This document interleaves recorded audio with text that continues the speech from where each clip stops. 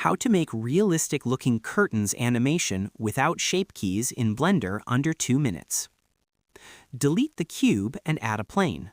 Rotate it 90 degrees in x-axis.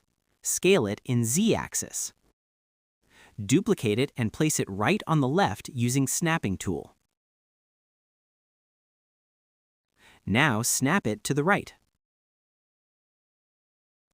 In Edit mode, right-click and choose Subdivide.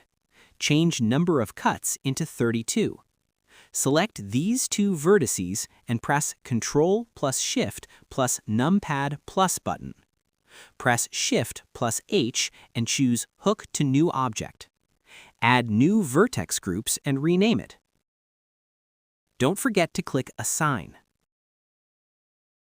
Select this corner vertex and hold Shift plus S and choose Cursor to Selected. Now repeat the process on the left one.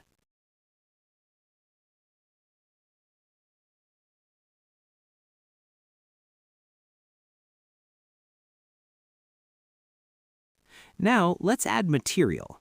Here I'm using BlenderKit add-on. Now let's add cloth simulation to both curtains. Follow my settings.